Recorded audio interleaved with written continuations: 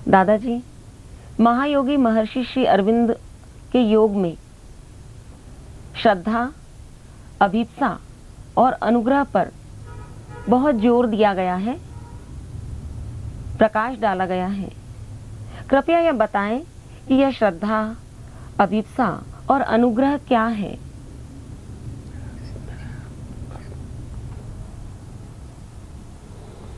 भागवत पुत्री, जो तुमने श्रद्धा, अभीप्सा और अनुग्रह के संबंध में पूछा, प्रश्न बहुत सुंदर है, लोक मंगलकारी है, न केवल वर्ग विशेष के लिए अपितु समूची मानव जाति के लिए। श्रद्धा भगवत चरणों में होनी चाहिए, भगवत प्राप्ति के लिए होनी चाहिए, उसकी सत्ता में, उसकी क्षमताओं में, उसकी शक्तियों में पूर्ण आस्था और विश्वास का नाम श्रद्धा है। बीच में अपने अहम को कहीं भी, अपनी इच्छा को, अपनी आकांक्षा को, अपनी महत्वाकांक्षा को कहीं भी प्रवेश नहीं करने देना चाहिए, अन्यथा श्रद्धा विकृत हो जाती है और ऐसी श्रद्धा श्रद्धा नहीं रहती। श्रद्धा, आस्था, विश्वास केवल भगवत चरणों में, उसकी क्षमताओं में, उसकी सर्वशक्तिमत्ता में, यही समझ करके कई सृजन परम दिव्य प्रभु का है, वो सर्वशक्तिमान है, उसी ने हमें इस धरती पर उतारा है अपने कार्य के लिए, और हम सब उसी की कार्य की संसिद्धि के लिए यहाँ इसी धरती पर उपस्थित हैं। ऐसी श्रद्धा जब हमारे अंदर होती है तब वो श्रद्धा परिणाम लाती है। लेकिन अगर अपनी महत्वाकांक्षा से, अपनी मांग से कहीं अगर उसको हम कलुषित कर दें तो वह श्रद्धा फिर श्रद्धा नहीं रह जाती। इस प्रकार की श्रद्धा भगवान की दूती नहीं मानी जाती, वो अपने अहंकार की कोई दूती हमें दूसरी दिशा में लेकर छोड़ती है, भगवान के यहाँ हमको ले जाकर नहीं छोड़ती। अभीप्सा है भगवान को पाने की उत्कट इच्छा, लेकिन ये अभीप्सा हमारी सत्ता के प्रत्येक स्तर पर होनी चाहिए। शरीर का एक एक कोषाणु भगवत प्राप्ति की इच्छा से, आशा से, आकांक्षा से परिपूर्ण हो उठे, साथ ही भाव केंद्र का कोई भी भाग इससे वंचित न रहे। हमारा प्राण, निम्न प्राण, ऊर्ध्व प्राण, प्राण के समस्त भाग जिनमें इच्छाएं, आकांक्षाएं, वासनाएं रहती हैं, वे सब प्राण से निष्कासित कर दी जाए और निष्कासन के पश्चात उनके अंदर भर लिया जाए केवल एक ही भाव, कई प्राण तुम्हारा अस्तित्व या इस धरती पर भगवत प्राप्ति के लिए है, इसके अतिरिक्त कोई दूसरा नहीं है। ऐसी अग्नि प्रज्वलित हो उठे। इसी प्रकार से मन में जो संकल्प विकल्प करता रहता है, संकल्प विकल्पों से विरहित होकर केवल भगवत प्राप्ति की बलवती इच्छा जागृत हो उठे, यह है अभीप्सा। हमारे वेद के अंतर्दृष्टा ऋषियों ने इसी अभीप्सा को अग्नि की संज्ञा दी है। उन्होंने अग्नि सूक्त में जो अग्नि की प्रार्थना की है, उनका आशय इस स्थूल अग्नि से जिसे हम प्रज्वलित करते हैं कदापि काल नहीं है, वो इस अंतर अग्नि से है, इस अभीप्सा की अग्नि से है, जो हमारी सत्ता के प्रत्येक स्तर पर शरीर, प्राण, भाव केंद्र और मन, इन समस्त स्तरों पर प्रज्वलित हो उठती है और हमारी चेतना को ऊर्ध्वारोहण कराती है। उदाहरण के लिए ऋग्वेद के दिव्य दृष्टा एक ऋषि की अग्नि की प्रार्थना को सुनिए। वो कहता है, ओम अग्नि नये सुपथा राये अस्मान विश्वान देव वयुनान विद्वान युयोध्यस्मच जुहुराण में नो भूयिष्ठान्ते नम उक्तिम विधेमा। इसका संक्षेप में यही भाव है, अग्निदेव तुम हमारा नेतृत्व करो, हमारी सत्ता के प्रत्येक स्तर पर जागृत होकर विराजमान होकर, क्योंकि आप सब कुछ जानते हैं, सर्वज्ञाता हैं, हमारे कर्मों के ज्ञाता हैं, हमारा भविष्य जानते हैं, भूत जानते हैं, वर्तमान जानते हैं। ऐ सब कुछ के ज्ञाता होकर हमें अपने दिव्य लक्ष्य की ओर लेकर चलो, हमारा नेतृत्व करो। तो ये इसी अभिप्सा रूपी अग्नि की प्रार्थना है, किसी स्थूल अग्नि की प्रार्थना नहीं है। जब इस प्रकार की अभिप्सा हमारी सत्ता के प्रत्येक स्तर पर शरीर, प्राण, भाव केंद्र, मन के स्तर पर जागृत हो जाती है, तब मनुष्य अपने वश में नहीं रहता। ऐ अग्नि जागृत होकर उसका नेतृत्व कर, सर्वप्रथम उसे अपने अंतरस्थ आत्मा भागवत स्फुल्लिंग जो विकसित होते होते भगवान का प्रतिनिधि बन गया है, चैत्य पुरुष के नाम से जिसे अभिध किया जाता है, उसकी शरण में ले जाकर उसका साक्षात्कार कराकर उसका आशीर्वाद प्रदान करवाती है। और तब वो चैत्य पुरुष हमारी चेतना पर अपनी कृपा का अंकन कराकर हमें ऊर्ध्वारोहण की शक्ति प्रदान कर हमारे ऊपर ही अध्यक्षता करने वाली आत्मा के केंद्र में ले जाकर उसका साक्षात्कार कराता है। यही श्रद्धा और अभिप्सा का साधना के क्षेत्र में, मानव जीवन के क्षेत्र में परिणाम होता है। और विशेषकर जिनके समक्ष जीवन का लक्ष्य भागवत अभिव्यक्तिकरण और रूपांतरण अत्यंत स्पष्ट हो चुका है, उनके लिए तो इस प्रकार की श्रद्धा और ये अभिप्सा अपने लक्ष्य को संसिद्ध करने में पूर्ण सहायक बन जाती है। भागवत पुत्री सुनो, हे श्रद्धा और ये अभिप्सा परम दिव्य प्रभु की करुणा और कृपा को अवतरित करा देती है। जब तक इस प्रकार की श्रद्धा और अभिप्सा युक्त पुकार धरती से नहीं उदित होती, तब तक भगवत कृपा और करुणा का अवतरण नहीं होता। ऐ कृपा का अवतरण ही भागवत अनुग्रह कहलाता है। ये भागवत अनुग्रह जीवन में अवतरित होकर हमारी सत्ता के प्रत्येक स्तर, शरीर की अरबों खरबों कोशिकाओं, प्राण, भाव केंद्र और मन को अपने दैवत्व और दिव्यत्व से आपूर्यमान कर देता है। परिणाम स्वरूप ये सब के सब रूपांतरण की प्रक्रिया से गुजरने लगते हैं और गुजर जाने के पश्चात जब पूर्णतया रूपांतरित हो जाते हैं, दिव्यभूत हो जाते हैं, तब सत्ता के इन समस्त स्तरों पर शरीर, प्राण, मन और भाव केंद्र पर परम दिव्य प्रभु अभिव्यक्त हो जाते हैं, जो कि जीवन का चरम, परम और अंतिम लक्ष्य है। यह ही जीवन में उपाय देता श्रद्धा की, अभिप्सा की और प्रत्युत्तर में अवतरित होने वाले भागवत अनुग्रह के। श्री अरविंद ने इसी सत्य और तथ्य को अपने शब्दों में यूं स्पष्ट किया है कि दो शक्तियां हैं जिनके मिलन से हमारे जीवन का वो लक्ष्य संसिद्ध होता है। लक्ष्य बड़ा दुरूह जटिल है, रूपांतरण और भागवत अभिव्यक्तिकरण, पर दो शक्तियों के मिलन से वो संसिद्ध हो सकता है।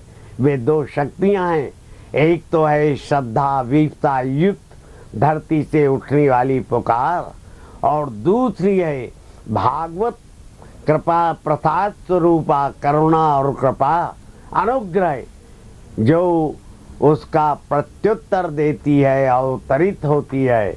अवतरित होकर हमारी सत्ता के प्रत्येक स्तर को अपनी करुणा से, अपनी कृपा से, अपनी क्षमताओं से, अपनी शक्तियों से, अपने अजरत्व से, अपने अमृतत्व से, अपने कालजयी जीवन से, अपने मृत्युंजयी जीवन से अपूर्यमान करती है। जीवन में जो वास्तविक साधना के पथ पर आ गया है उसके लिए और सामान्य साधकों के लिए भी ये दोनों ही साधना के प्रमुख तत्व हैं, श्रद्धा और अभिप्सा। और यदि श्रद्धा अभिप्सा हमारी सत्ता के प्रत्येक स्तर पर पूर्णतया परिव्याप्त होकर पुकार उच्चरित करती है धरती से, तो करुणा जो भागवत प्रसाद रूपा कृपा शक्ति है अवतरित होती है। ये योग की शक्ति कहलाती है, जो प्रत्येक साधक के जीवन में उतरकर उसका कार्य संसिद्ध करती है लक्ष्य के अनुरूप। लक्ष्य कैसा भी हो, परंतु इस शक्ति का अवतरण साधक के अंदर अत्यावश्यक है। चाहे हठ योग का साधक हो, चाहे राजयोग का साधक हो, चाहे कर्मयोग का साधक हो, चाहे लय योग का साधक हो, चाहे ज्ञान योग का साधक हो, चाहे भक्ति योग का साधक हो, परंतु इस करुणा और कृपा अनुग्रह के अवतरित हुए बगैर उसे जीवन में योग की संसिद्धि प्राप्त नहीं हो सकती, नहीं हो सकती, नहीं हो सकती। तो ये तीनों ही परम लाभकारी कल्याणकारी भागवत तत्व हैं। श्रद्धा अभिप्सा अनुग्रह इनके बगैर मनुष्य न तो जीवन का विकास साधित कर सकता है, न भगवान को जीवन में उपलब्ध कर सकता है। और जब जीवन में उपलब्ध नहीं कर सकता तो भागवत अभिव्यक्तिकरण की बात करना तो अत्यंत ही हास्यास्पद हो जाएगी। पहले भगवान का अवतरण हो, तब भागवत अभिव्यक्तिकरण होगा। इस भागवत अभिव्यक्तिकरण का आशय होगा शरीर में भागवत सौंदर्य की परिव्याप्ति, हृदय में भागवत प्रेम की परिव्याप्ति, प्राण में भागवत ऊर्जा की परिव्याप्ति, मन में भागवत ज्ञान की परिव्याप्ति। और तब जब ये चारों तत्व व्याप्त हो जाएंगे, तब जगत के प्रति साधक का, हमारा पूरे जगत का दृष्टिकोण बदल जाएगा। तब वर्तमान दृष्टिकोण जो हमारे अहम भाव के कारण है नहीं रहेगा। तब उस दृष्टिकोण के बदल जाने के कारण इस धरती पर सहस्रीशा सहस्र पुरुषा सहस्राक्षा सहस्रपादा, सहस्त्र पादों से वही चलता हुआ दर्शन देगा, सहस्त्र मुखों से वही भोजन करता हुआ हमारे सामने रहेगा, और सहस्त्र चक्षुओं से वही जगत जीवन में दृष्टिपात करता रहेगा। तब सारा का सारा दृष्टिकोण भागवत दृष्टिकोण हो जाएगा। ये होगी हमारी चरम परम सिद्धि की अवस्था। परंतु यही चरम परम और अंतिम सिद्धि हमें जब तक हमारे जीवन में श्रद्धा और अभिप्सा जागृत नहीं होती तब तक नहीं मिल सकती। क्योंकि श्रद्धा अभिप्सा जब सर्वांग परिपूर्णता युक्त होती है अग्नि की लपटों की तरह से परिव्याप्त हो जाती है, तभी योग शक्ति का प्रागट्य होता है। भागवत कृपा और करुणा का, भागवत शक्ति का, करुणा का हमारे अंदर अवतरण होता है और वही भागवत प्रसाद रूपा करुणा और कृपा हमारी सत्ता के प्रत्येक स्तर पर स्वयं अपनी ओर से क्रिया करके हमारा रूपांतरण साधित करती है। तब जीवन कृत्य हो जाता है, लक्ष्य परिपूर्ण हो जाता है। मानव जिस हेतु की संसिद्धि हेतु इस धरती पर उतारा गया है वो उसके समक्ष परिपूर्ण हो जाता है। यहाँ फिर ये समझ लेने की जरूरत है कि जगत माया नहीं, मरीचिका नहीं, मिथ्या नहीं, भ्रम नहीं, भ्रांति नहीं, भर का घर नहीं, अपितु भागवत प्रकटीकरण के हेतु से भगवान के द्वारा सृजित किया गया है। इसी हेतु से नाना प्रकार की साधनाएं मानव जीवन में की जाती हैं और जब अंतिम और पूर्ण विकसित जीवन मानव के समक्ष आ जाता है तब भागवत तत्व साधना के मौलिक तत्वों में से ये दो प्रमुख तत्व हैं, श्रद्धा और अभिप्सा।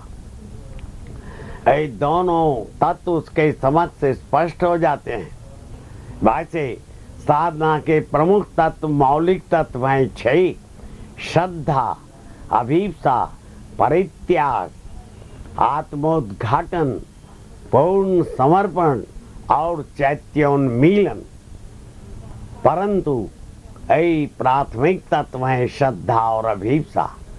यही जब तक हमारी सत्ता के समस्त स्तरों पर अग्नि की तरह से पूर्ण व्याप्त न हो जाए तब तक परित्याग की प्रणाली कारगर नहीं होती।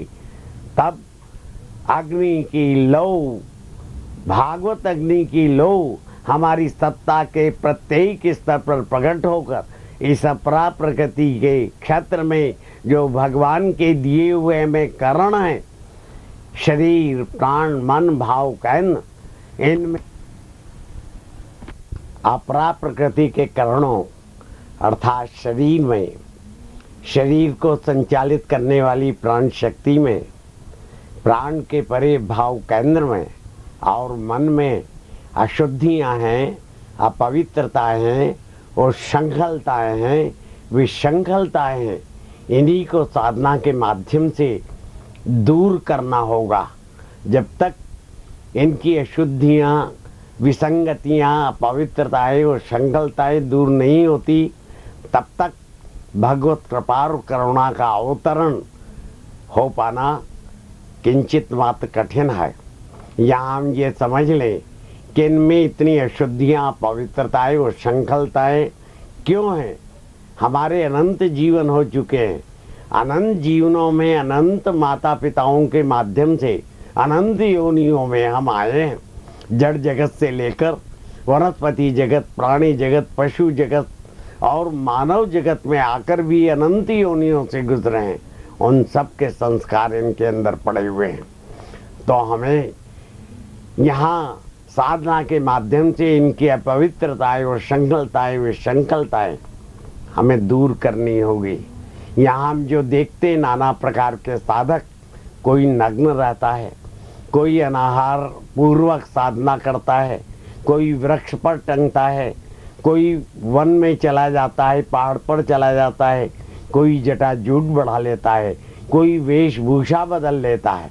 वह केवल ये समस्त साधनाएं इन्हीं करणों की विसंकलताएं और संकलताओं को दूर करने के लिए है, परंतु साधना का ये अंतिम स्वरूप नहीं है। इसके आगे हमें आत्मोद्घाटन करना होगा। आत्मोद्घाटन क्या है ये भी हम समझ लें। वैश्विक चेतना से अनंत प्रकार के प्रभावों का प्रवाह बड़े वेग के साथ हमारी ओर बढ़ता चला आ रहा है और प्रायः हम सब उन प्रभावों की ओर खुले हुए रहते हैं।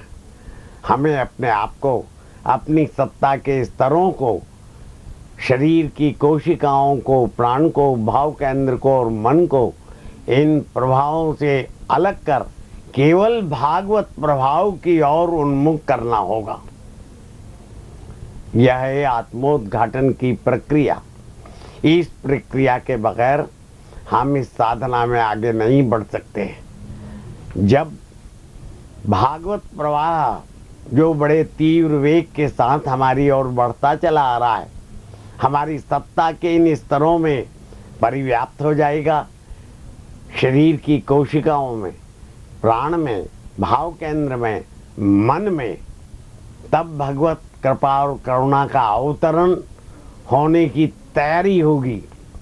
लेकिन इस तैयारी के पूर्व हमें अपना आत्मसमर्पण करना होगा। आत्मसमर्पण का आशय यह है, हमें अपनी इच्छा से अलग कर, आकांक्षाओं से दूर कर, भगवत इच्छा, उसकी करुणा और कृपा पर, उसके बलबूते पर, उसकी शक्ति पर, उसकी सत्ता पर और वो जो चाहता है उसके ऊपर अपने को समर्पित कर देना होगा। कहीं भी कोई अपनी चीज नहीं रखना होगा। जब तक ये समर्पण नहीं होता तब तक भागवत शक्ति का प्रभाव जो प्रवाहमान होता हुआ हमारी और बड़े तीव्र वेग के साथ बढ़ता चला आ रहा है, अवतरित नहीं होगा। और वो अगर अवतरित नहीं हुआ तो रूपांतरण और भागवत अभिव्यक्तिकरण का कार्य कदापि काल संभवित नहीं हो सकता। तो इस समर्पण में एक बात का ध्यान रखना चाहिए, निश्चेष्ट समर्पण न हो। निश्चेष्ट समर्पण हमें तमस की स्थिति में ले जाकर छोड़ देता है, वो साधना की स्थिति में नहीं है। अधिकांश साधक कह बैठते हैं कि जब हम अपने आप को भगवत कृपा के ऊपर छोड़ दिया, वो कृपा ही अवतरित होकर सब कुछ कर लेगी। ऐ कदापि काल सत्य नहीं है। हमें अपनी ओर से पूर्ण सचेष्ट बने रहना होगा, पूर्ण समर्पण करना होगा।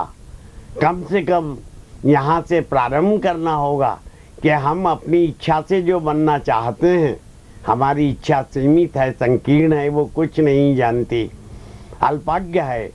भगवत इच्छा करुणाकर है, सर्वज्ञ है, हमारे लिए परम मंगलमय सदैव चिंतन करती रहती है और वो जो कुछ करेगी हमारे लिए पूर्ण मंगलमय ही करेगी, कल्याण कर ही करेगी। इस मनोभाव से सत्ता के समस्त स्तरों को आत्मोद्घाटन के पश्चात भगवत कृपा पर हमें छोड़ देना होगा। समर्पित भाव से अपनापन कहीं भी नहीं रखना होगा। अपनी इच्छा, आकांक्षा, वासना को कहीं भी प्रश्रय नहीं देना होगा। हम देख ले, टटोल ले कि सत्ता के किसी स्तर में ये कहीं छुप कर तो नहीं बैठी है। यदि ऐसा है तो हमें उन्हें निकाल फेंकना होगा। शरीर के अरबों खरबों कोशिकाओं में कई प्रकार की इच्छाएं, आख्याएं, प्रलोभन और शरीर अपनी इच्छाओं को लादना चाहता है, उनको देखकर उनका निष्कासन करना होगा। समर्पण की पूर्ण स्थिति होगी। इसी प्रकार से प्राण भी बड़े छद्मवेश से हमारे साथ में छलावा करता रहता है, उसको भी बड़ी बारीकी से देखना होगा और देखकर उसके अंदर से भी ऐसे दिव्य तत्व उनको निकालकर केवल भगवत इच्छा पर अपने को समर्पित कर देना होगा। इनको वर्जित करना होगा। डांट डपटते हुए तुम अलग हट जाओ।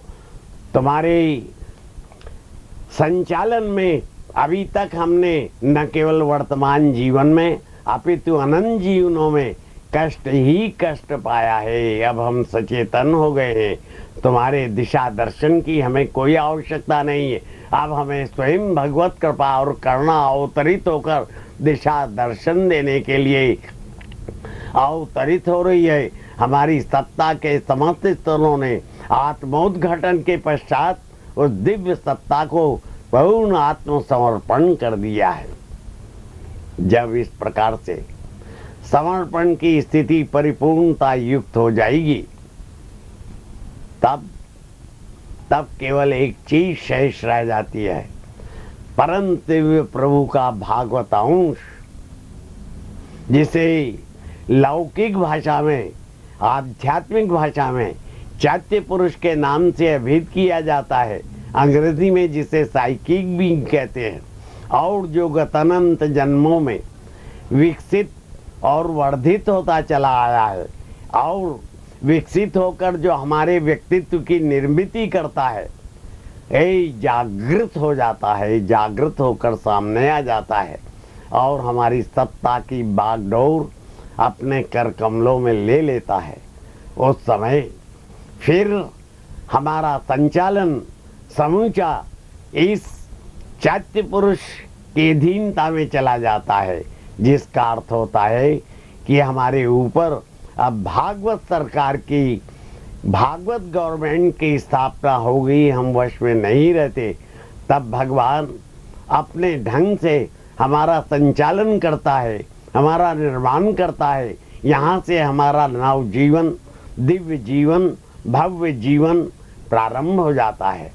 हमारा प्रारब्ध बदल जाता है, हमारा दिव्य प्रारब्ध की निर्मित होने लगती है और तब हम शाश्वत जीवन के अधिकार में प्रवेश करने लगते हैं। अजरता अमरता तब हमारे अंदर प्रवेश करने लगती है। कालांतर में शाश्वत जीवन का उत्तराधिकार हमें मिलकर हम कालजयी मृत्युंजयी इसी धरती पर बनकर परम दिव्य प्रभु को पूर्ण अभिव्यक्त करते हैं। यही है जीवन का लक्ष्य और उद्देश्य, जिसके लिए समूची मानव जाति इस धरती पर है और इसी के लिए श्रद्धा विपसा की आवश्यकता है।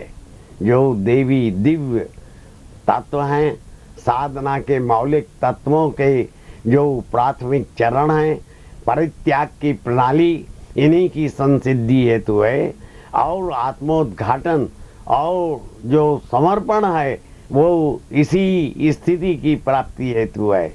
चैत्य उन्मीलन के पश्चात फिर सारा उत्तरदायित्व चैत्य पुरुष के हाथ में जाकर हम आत्मा की अधीनता में चले जाते हैं।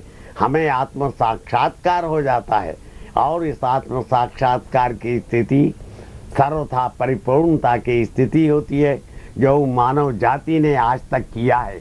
पर हमारा काम यहीं तक नहीं है, इससे भी हमें आगे बढ़ जाना है। धन्यवाद।